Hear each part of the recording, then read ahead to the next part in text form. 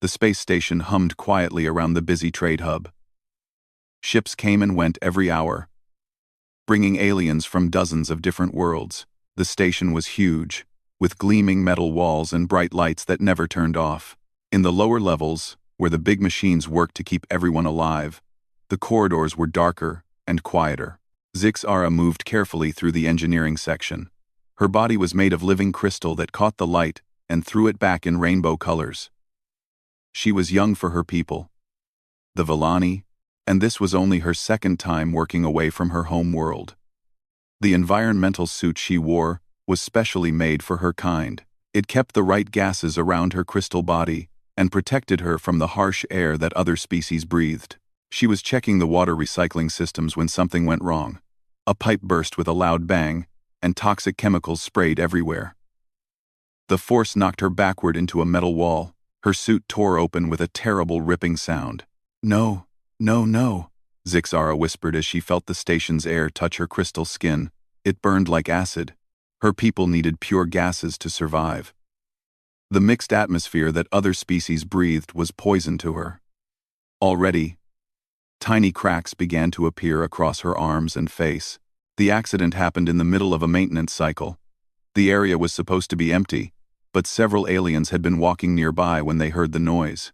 The first to arrive were 3 Corvani. They looked like giant insects with thin arms and huge black eyes that never blinked. Their minds worked like computers, always thinking about numbers and facts. They saw Zixara on the ground and immediately began calculating. "Probability of survival, 12%, said the lead Corvani in a flat voice. "Required resources for rescue, high. Expected success rate, low. Recommendation, secure area and prevent further damage." "But she's dying," said a younger Corvani. "Correct. Death is the most likely outcome. Attempting rescue would waste resources and endanger additional personnel. Logical action is to wait for proper equipment." The Corvani stepped back and began setting up warning barriers. They worked efficiently, but none of them moved toward Zixara. Next came a group of Threx warriors. They were tall reptiles with thick scales and sharp teeth. Their culture valued strength above all else. They looked at the scene with cold yellow eyes. "Acceptable casualty," said their leader. "The weak one failed to maintain her equipment. Natural selection in action. Should we assist?" asked a younger Threx. "Negative. She has shown no combat prowess. Resources should be preserved for worthy individuals. Secure the perimeter." The Threx also stepped back. They were not cruel, but their way was to let the weak fall so the strong could survive.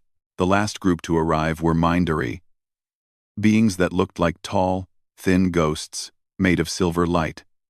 They could read thoughts and emotions from far away. As soon as they came near Zixara, they stopped suddenly. "Too much pain," whispered one Mindari, holding its head. "Death thoughts. Terror. Cannot approach." "The mental noise is overwhelming," agreed another. "Her fear is like screaming directly into our minds. We must withdraw. Such chaos will damage our psychic harmony." The Mindari floated away, unable to handle the emotional storm coming from the dying girl. So Zixara lay alone on the metal floor. Her crystal body was dissolving slowly in the toxic air. Each breath was agony. The cracks in her skin spread wider, and she could see her own inner light starting to dim. Around her, different alien species watched and calculated and made logical decisions about why they could not help. That was when Marcus Chen arrived. Marcus was human, which made him unusual on the station. Most species found humans strange and unpredictable. He was a maintenance engineer who knew every pipe and wire in the lower levels. He had been working 3 sections away when he heard the alarms. Marcus ran toward the sound while other species walked away. He did not know what he would find. He just knew someone might need help. When he saw Zixara on the ground, surrounded by toxic fog, he did not stop to calculate odds. He did not think about resources or strength or mental harmony. He saw someone dying, and his first thought was simple. He had to help. "Oh God," Marcus said, running toward her. The Corvani tried to stop him. "Human, the area is contaminated. Rescue probability is 12%. Your survival will also be at risk. I don't care about probability, Marcus said, pushing past them. The Threx leader called out, "Human! The weak one has failed basic survival protocols. Why waste effort on damaged goods?" Marcus did not answer. He was already kneeling beside Zixara. The Mindari sent him a telepathic message. "Human. Her death thoughts are toxic to minds. You should flee." Marcus could not receive telepathic messages, so he ignored them too. Up close, he could see how bad things were. Zixara's crystal skin was cracking and dissolving. Her environmental suit was torn beyond repair. The toxic air was eating her alive. "Hey, stay with me," Marcus said to her. "What do you need? How can I help?" Zixara looked up at him with eyes like blue diamonds. She was surprised. No one had asked how to help. They had only explained why they could not. "My suit," she whispered in broken standard. "Air is poison. Need pure gases." Marcus looked around quickly. He had basic knowledge of Villani physiology from his engineering training. He knew they needed specific atmospheric conditions to survive, but there was no Villani equipment nearby. The station's computer voice echoed around them. "Warning. Toxic contamination in Section 7G. All personnel evacuate immediately.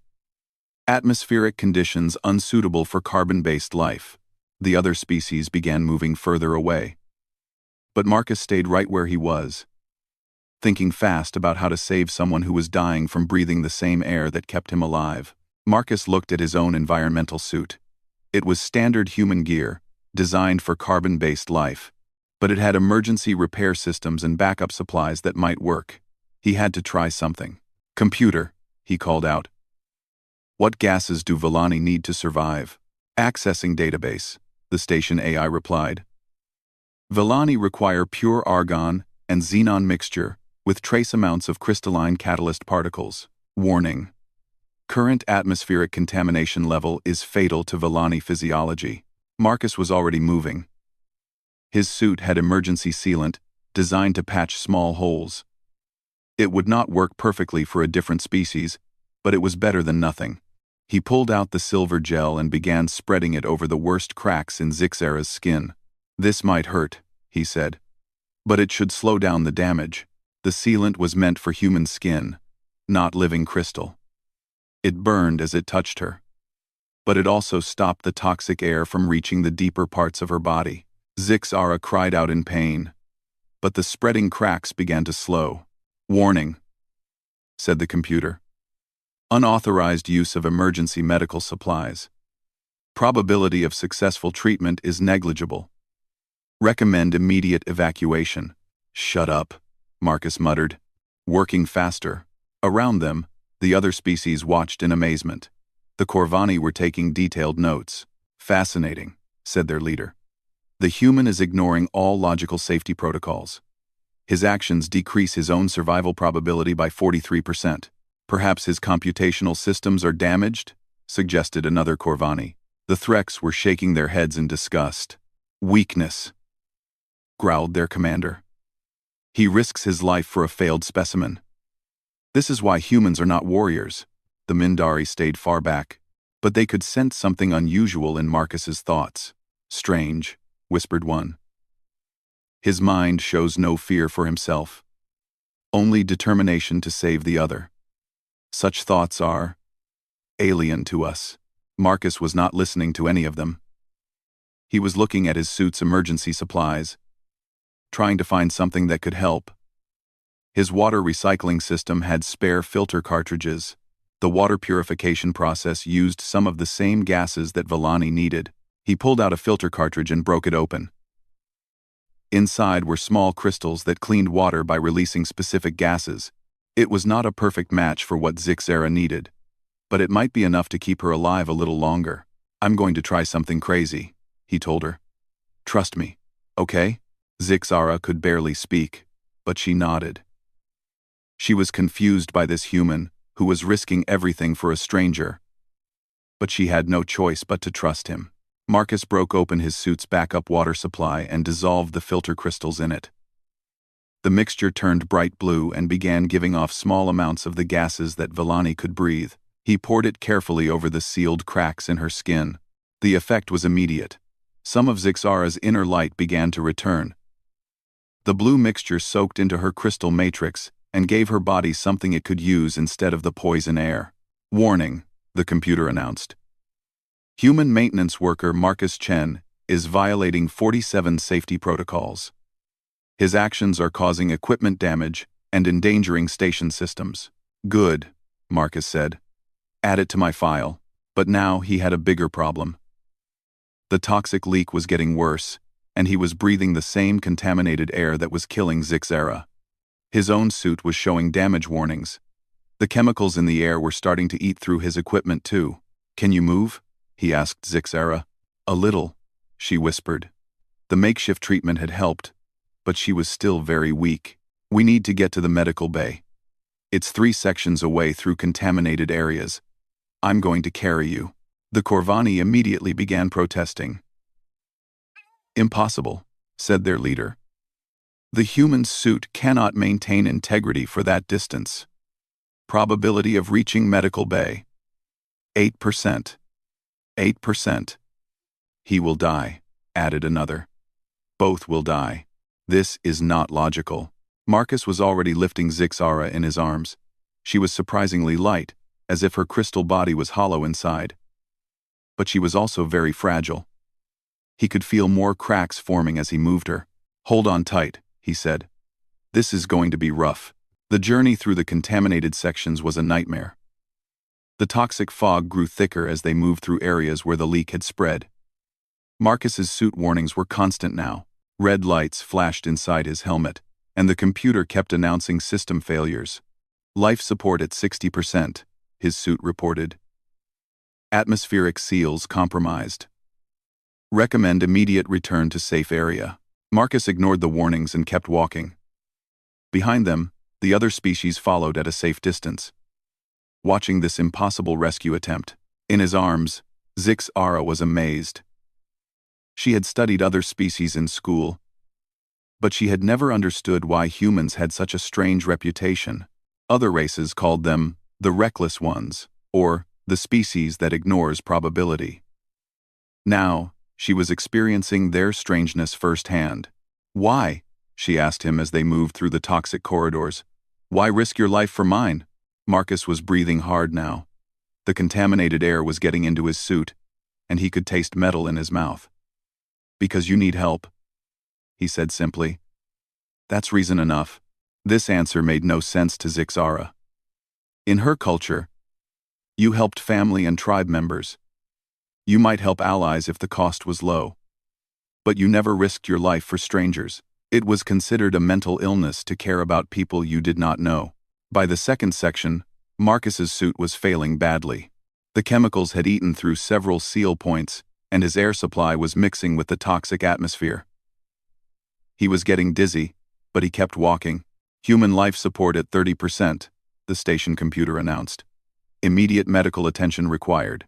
The Corvani calculated continuously as they followed. "Current probability of successful rescue: 4% and falling." The Threx warriors looked disgusted. "He will die for nothing. The weak one is slowing him down. He should abandon her and save himself." But Marcus never considered abandoning Zixara. Even when his vision started to blur and his legs felt weak, he held her tighter and kept moving forward. "Almost there," he told her, though he was not sure he would make it. The medical bay seemed impossibly far away. By the third section, Marcus's suit completely failed. The toxic air hit him directly, burning his lungs and skin. But somehow, he kept walking. The medical bay doors were just ahead, glowing with clean white light. He stumbled through the doors and collapsed, still holding Zixara protectively in his arms. The medical bay's automatic systems immediately began treating both of them. Clean air flooded Marcus's burning lungs while specialized equipment scanned Zixara's crystalline body. Behind them, the other species gathered outside the medical bay, staring in amazement at the human who had done the impossible. "He succeeded," whispered a Corvani. "The probability was 4%. But he succeeded." Illogical, said another. His actions made no mathematical sense. The Threx commander shook his head. Weak. Both should have died. Natural selection was interrupted. The Mindari floated closer, trying to understand. His thoughts were pure determination. No calculation. No fear for himself. Only will to save another. We have never encountered such mental patterns. In the medical bay, Marcus was unconscious but alive. Zixara lay next to him, her crystal body slowly healing under the specialized lights. She looked at the human who had saved her life and felt something she had never experienced before. Complete confusion about how another mind could work. Why would someone risk everything for a stranger? It made no sense to her logical, crystalline mind, but she was alive because of it. The medical bay was quiet, except for the soft humming of healing machines. Bright white lights shone down on two beds placed side by side. In one bed, Marcus lay unconscious, while machines repaired the chemical damage to his lungs and skin. In the other, Zixara rested under special crystal healing lights that helped her body grow back together. Dr. Yith floated between the beds, checking on both patients. The doctor was a Mindari who had chosen to become a healer instead of joining the usual telepathic communities. Unlike other Mindari, Dr. Yith had learned to handle painful thoughts and emotions from sick patients. The human will recover completely, Dr. Yith told Zixara in a gentle voice. His species is remarkably resilient.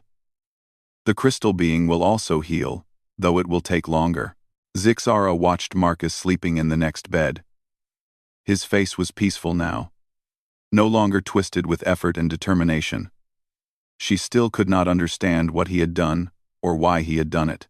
Doctor, she said slowly. Is the human mentally ill? Dr. Yith's silver form shimmered with surprise.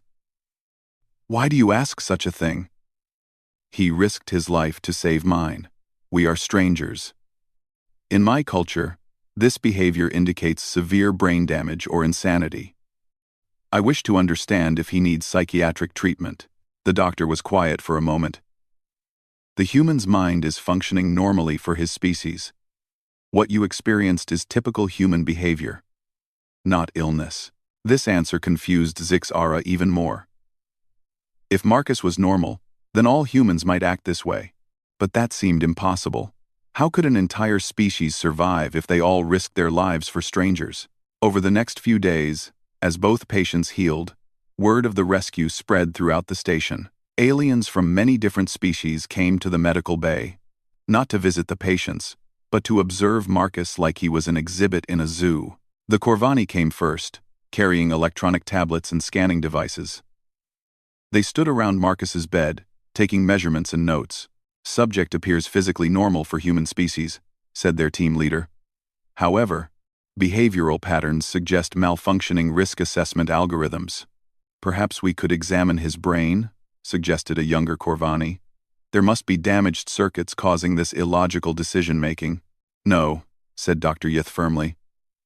My patients are not research subjects. You may observe from a distance only. The Corvani were disappointed but continued taking notes. They had never encountered a being who would decrease his own survival chances to help a stranger. In their logical society, such behavior was theoretically impossible. The Threx warriors came next. They looked at Marcus with something like disgust mixed with curiosity. Weak, said their commander, but strangely determined. Perhaps humans could be useful soldiers if properly trained to redirect their suicidal tendencies toward enemies instead of rescue missions. He shows courage, admitted a younger Threx. But courage used foolishly is worse than cowardice. Agreed. He should have let the crystal being die and preserved his strength for worthwhile battles. Zixara listened to these conversations with growing amazement. Every species seemed to think Marcus's actions were wrong, just for different reasons, but none of them seemed to think saving a life was good in itself. When Marcus finally woke up, he was surrounded by aliens staring at him. He blinked in confusion and tried to sit up. Easy, said Dr. Yith. You suffered severe chemical exposure. Your recovery is progressing well, but you need rest. Is she okay? Marcus asked, looking immediately toward Zixara's bed. The Villani girl? Is she alive? I am well, Zixara said softly. Thanks to you. Marcus smiled and relaxed back into his bed. Good. That's all that matters. The watching aliens exchanged looks. Even after nearly dying, the human's first concern was for the stranger he had saved. A Corvani stepped forward. Human, we wish to understand your malfunction. What caused your risk assessment systems to fail so completely? My what? Marcus looked confused. Your survival calculations, explained another Corvani. You chose an action with 12% success probability and high personal cost. No rational being would make such a choice. Marcus laughed, which made the Corvani step back in alarm. Sudden loud noises suggested aggression in their culture. I didn't calculate anything, Marcus said. I just helped someone who needed help. See, Marcus 70. But why? Insisted the Corvani. What benefit did you gain? No benefit. She needed help. I could help. That's all there is to it. The Corvani looked at each other in bewilderment. They began making rapid notes, trying to document this impossible behavior. The Threx commander leaned forward. Human, did you know this crystal being before the accident? No, never met her. Is she your mate? Your offspring? Your clan member? No. She's a stranger. Then why risk your life? She has shown no combat prowess. She offers no genetic advantage. Her survival benefits you in no way. Seaning? Marcus stared at the Threx in surprise. Does it matter? She's a person. She was dying. I could help, so I helped. The Threx muttered among themselves in their own language. Their words translated roughly to incomprehensible madness. The Mindari doctor floated closer to Marcus. Human, may I ask you something that puzzles my people? Sure. When you saw the crystal being dying, what emotions did you feel? Marcus thought for a moment. I guess I felt bad for her. Scared that she might die. Determined to help if I could, but her pain was not your pain. Her death would not harm you. Why did her suffering cause you distress? I don't know, Marcus said honestly. It just did. I can't stand to watch someone suffer when I might be able to help. Dr. Yith made a note in the medical file.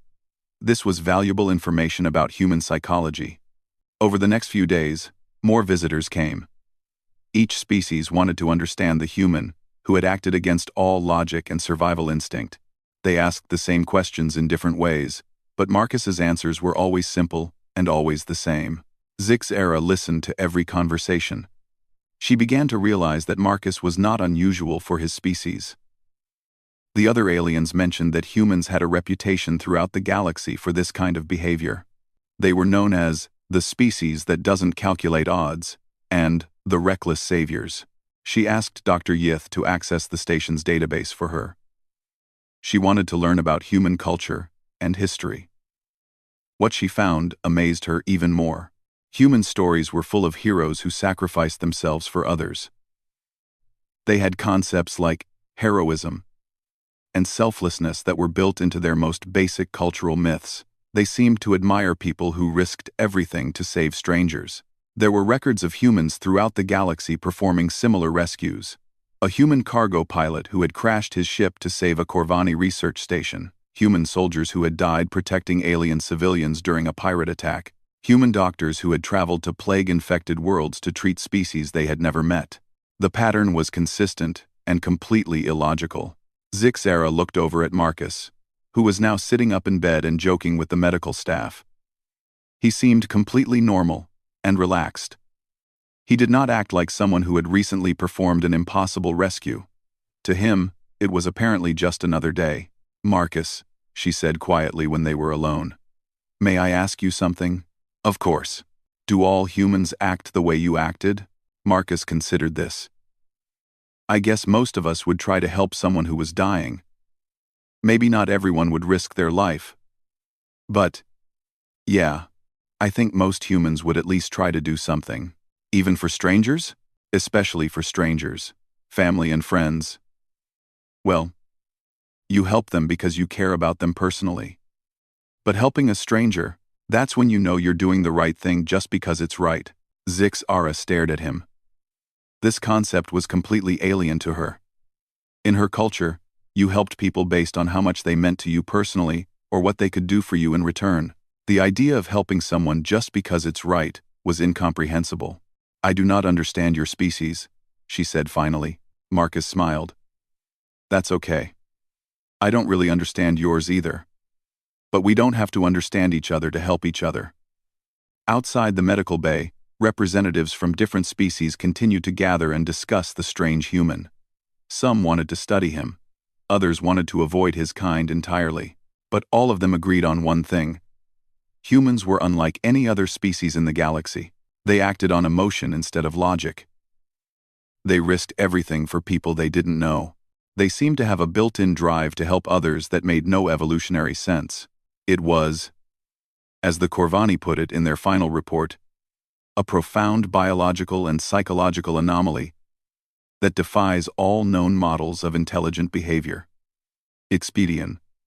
Quote, but Zix-Ara, lying in her healing bed, was beginning to think that maybe the other species were missing something important. Maybe there was a value to Marcus's way of thinking that couldn't be measured in probability percentages or resource allocation charts.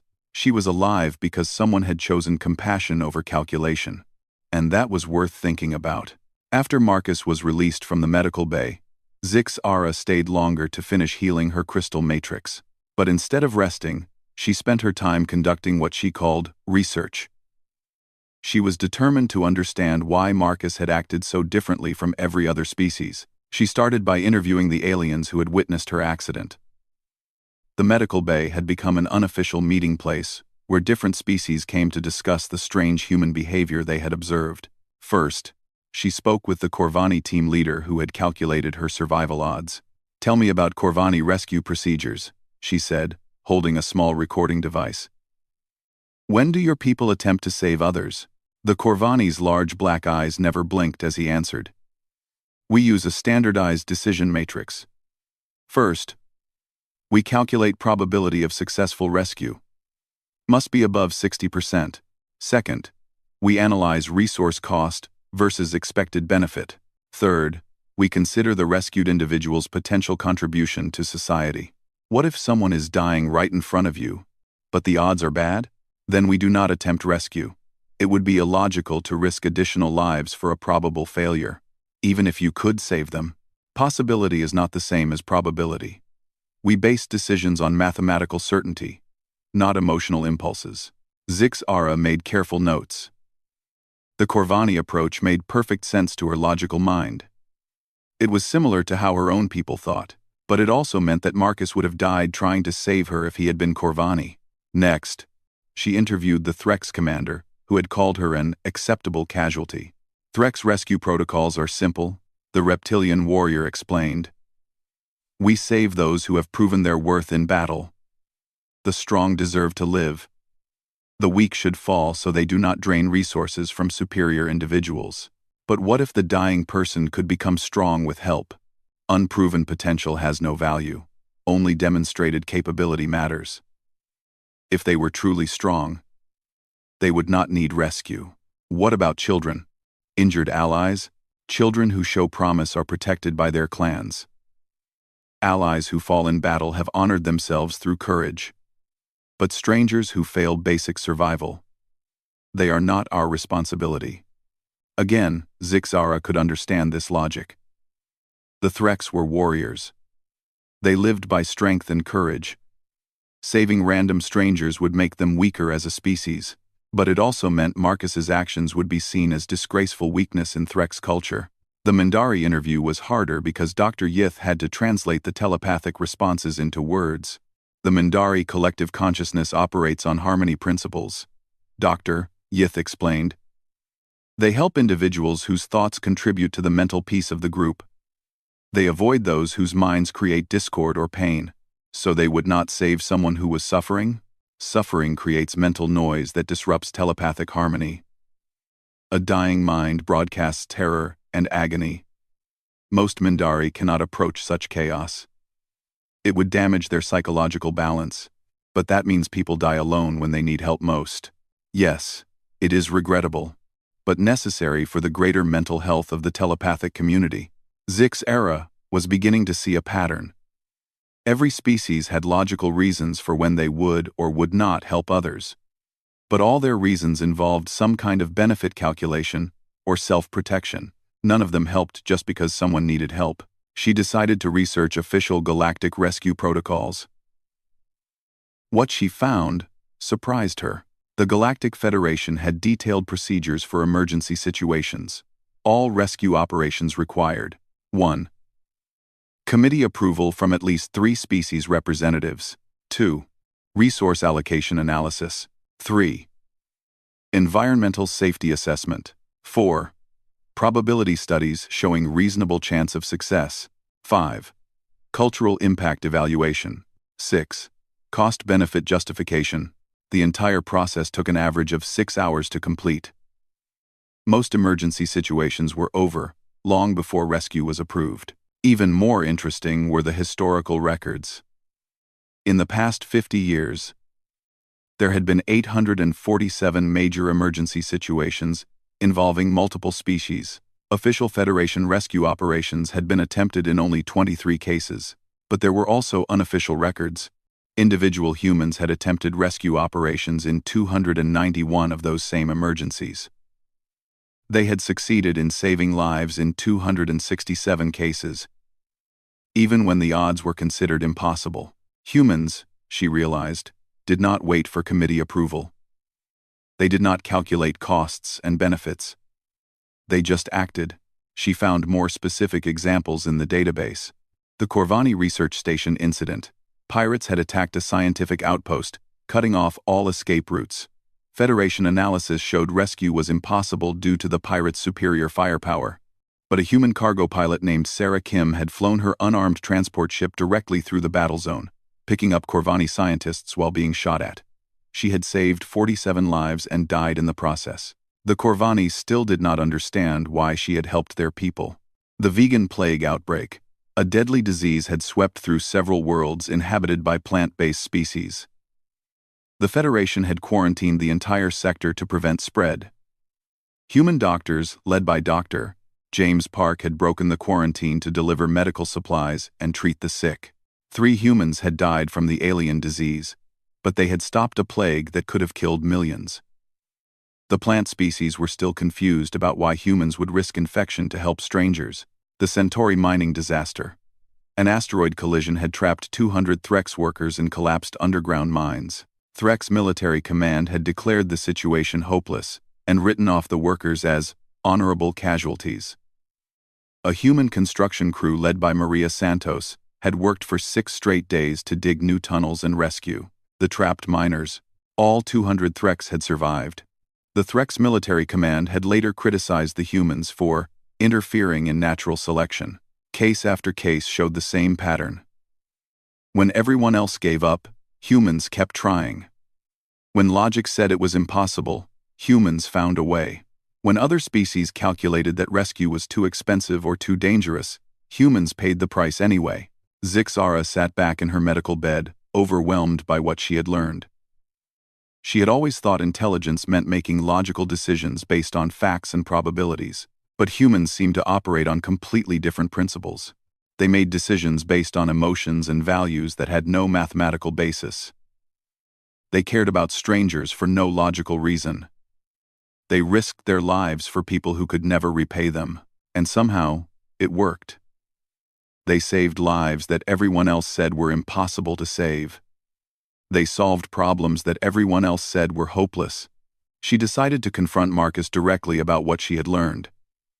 She found him in the station's observation deck, looking out at the stars through a huge transparent wall. He was off duty and seemed peaceful, watching ships come and go from the docking bays. "Marcus," she said, approaching quietly, "I have been studying your species." He turned and smiled at her. "Find anything interesting?" "I have found many records of humans performing impossible rescues, saving lives when all probability calculations said it was hopeless. Why do your people do this?" Marcus thought for a moment, watching a Corvani research vessel dock gracefully at the station. "I guess we just can't stand to let people suffer when we might be able to help," he said finally. Even if the odds are bad, we have to try. Otherwise, how can we live with ourselves? But you lose resources. You lose lives. Many humans die trying to save others. This weakens your species. Does it? Marcus asked. I mean, yeah, we lose people. But we also save people. And we learn things. Every time someone tries an impossible rescue, even if it fails, other humans learn from it. We get better at solving impossible problems. The other species think you are mentally defective. Marcus laughed. I know. We think they're kind of cold and calculating. I guess we just see the universe differently. How do you see it? Marcus was quiet for a long time, watching the busy traffic outside the station. Ships from dozens of worlds moved in careful patterns, following logical routes and calculated schedules. I think, he said slowly, that every life has value. Not because of what they can do for me, or how strong they are, or how much they contribute to society. Just because they exist, and if someone's life is in danger, and I can help, then I should help. Even if it's dangerous, even if it doesn't make logical sense, even if they are strangers, especially if they are strangers. Because that means I'm helping them just because it's the right thing to do, not because I expect something back. Zixara stared at him, trying to process this concept. In her crystal matrix, thoughts moved in logical patterns, following clear cause and effect. But Marcus's thoughts seemed to follow patterns she had never seen before. I think, she said carefully, that your species is either completely insane or completely brilliant. Maybe both, Marcus said with a grin. But we're definitely different. As they stood together watching the cosmic traffic, Zixara realized she was seeing something unprecedented. An entire species that had built their whole culture around an idea that seemed mathematically impossible.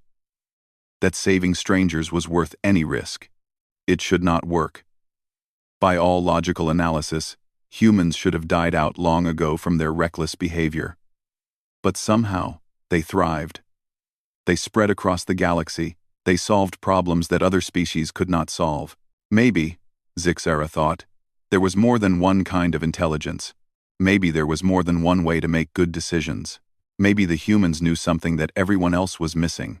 3 months later, Zixara stood in the crystal gardens of her homeworld, trying to explain human behavior to her family. The gardens were beautiful, with living crystal trees that sang soft music in the wind and flowers that glowed with inner light. Everything was logical, ordered, and peaceful. It was the perfect place for rational discussion, but her family was not responding rationally to her story. You are saying, her father said slowly, his crystal body flashing with confused colors, that this human damaged his survival equipment to save a stranger? A stranger who offered him no benefit? Yes, Zixara replied. He risked his life for someone he had never met. Her mother's crystalline form dimmed with worry. Child, are you certain this human was not mentally ill? Such behavior suggests severe computational errors in the brain. I tested him myself using standard psychological evaluation protocols. His mind functions normally for his species. Her younger brother chimed in, his voice creating musical notes in the crystal air. But sister, that makes no sense. Why would evolution produce a species that wastes resources on strangers? They should have died out millions of years ago. This was the same question that had bothered Zixara for months. How could humans survive when they constantly made decisions that seemed designed to get them killed? She had spent her recovery time studying human history and culture. What she found had challenged everything she thought she knew about intelligence and survival. I believe, she said carefully, that human compassion is not a weakness. It is a different kind of strength. Her family's crystal bodies flashed with skeptical colors. Explain, her father demanded. Zixara pulled out a data crystal containing all her research. When she inserted it into the family's information system, holographic charts and records appeared in the air around them. Look at this data, she said. Humans have spread to more worlds than any other species. They have solved more interspecies conflicts than anyone else. They have the highest survival rate in emergency situations, galaxy-wide. Impossible, her brother said. If they waste resources on random strangers, they should be weak, but they are not weak, they are incredibly strong. And I think it is because they help each other. Zix-Ara activated another chart showing human rescue statistics. When a human is in danger, other humans will risk everything to save them. This means every human knows that if they are ever in trouble, someone will try to help them. This gives them confidence to take risks that other species cannot take. Her mother's glow brightened with interest. You mean their reckless behavior helps them because they know others will rescue them? Partly, but it goes deeper than that. Because humans are willing to help strangers, they work together better than any other species. They share resources with people they do not know. They teach skills to competitors. They save lives even when it costs them. That sounds like madness, her father said. It sounds like madness to us, Zix-Ara agreed. But it works for them. Human colonies survive disasters that destroy other species' settlements. Human trade networks are more stable because they help partners even when it is not profitable. Human exploration missions succeed because crew members will risk their lives for each other.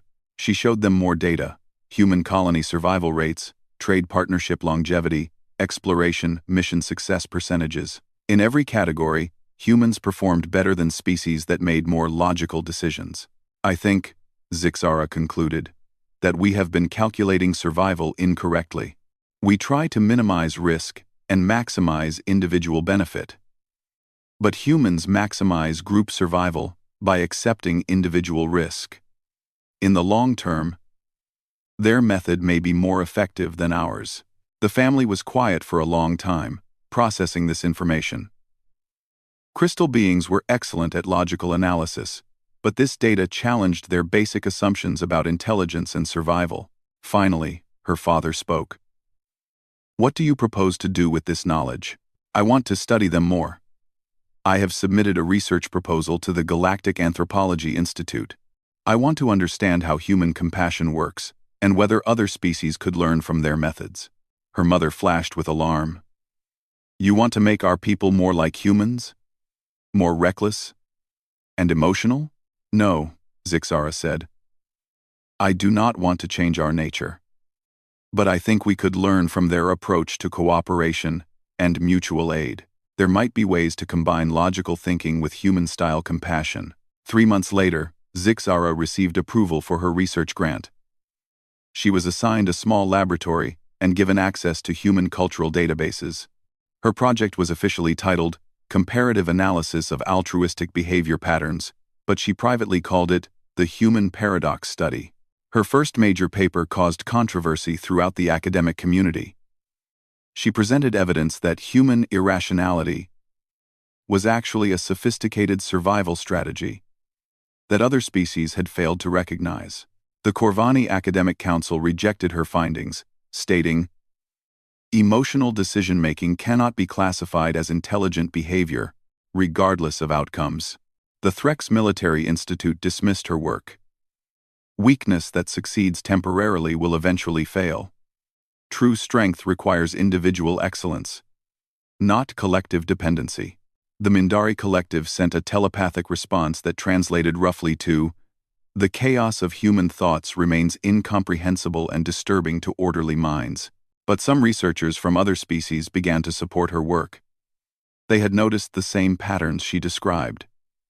Humans did seem to achieve impossible things through their willingness to help each other.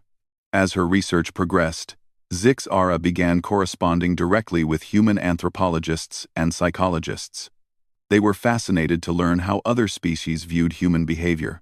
Dr. Sarah Chen, a human cultural researcher, sent her a message that particularly struck her. We never thought of compassion as a survival strategy.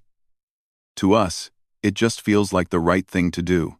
But maybe feeling like something is right is how evolution made sure we would do things that help our species survive. This idea excited Zix-Ara. Perhaps human emotions were not random or chaotic. Perhaps they were a different kind of logic, one that calculated long-term species survival instead of short-term individual benefit. She began developing a new theoretical framework she called emotional logic. Her hypothesis was that human feelings like compassion and heroism were sophisticated biological computers that solved survival problems other species could not even recognize. A year after her rescue, Zixara published her final research paper. It was titled, "The Human Paradox: A Species That Saves Lives for No Logical Reason." The abstract read, "This study examines the unique human behavior of risking individual survival to aid strangers. While such behavior appears to violate all known principles of rational self-interest, statistical analysis reveals that human altruism provides significant survival advantages at the species level. Humans demonstrate superior performance in crisis situations, intergroup cooperation, and long-term colony survival, compared to species that prioritize logical individual decision-making. This suggests that human emotion-based choices may represent an advanced form of survival calculation that operates on temporal and social scales beyond the recognition of traditionally logical species." The paper concluded with a personal note that violated academic standards but expressed her true feelings. "1 year ago, I was dying in a contaminated corridor, while multiple species calculated why they could not help me. Only one being chose to ignore probability and risk everything to save my life. That being was human. Today I am alive because someone chose compassion over calculation. I have spent a year trying to understand why humans act this way, and I believe I have found the answer. They are not calculating different odds than the rest of us. They are calculating different values. While we measure individual survival probability, they measure collective survival necessity. While we optimize personal resource allocation, they optimize species-wide cooperation potential. Human irrationality may be the most rational survival strategy in the galaxy. Perhaps the rest of us have been calculating wrong all along." Her research sparked debates across dozens of worlds. Some species began experimenting with more cooperative behaviors. Others rejected her findings entirely. But everyone agreed on one thing: humans were unique in the galaxy. Late one night in her laboratory, Zixara was reviewing data when she received an unexpected message. It was from Marcus Chen, the human who had saved her life. "Hi Zixara," the message said. "I heard about your research from some friends at the university. Sounds really interesting. Though I'm not sure I understand all the scientific parts. I just wanted you to know I'm glad you're okay and doing well. I hope your studies help people understand each other better. Maybe someday, all the different species will be better at helping each other out. Take care. Marcus."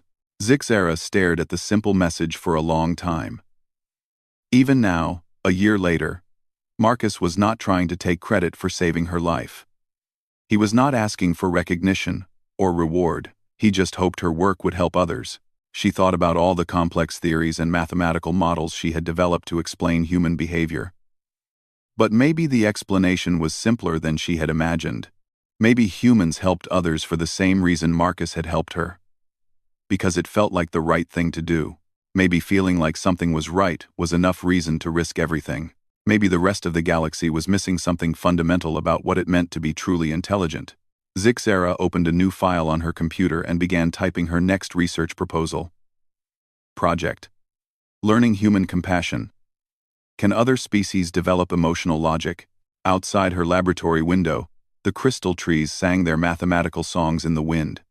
But for the first time, Zixara thought their perfect harmony might be missing something. Something chaotic and irrational, and absolutely necessary. Something human.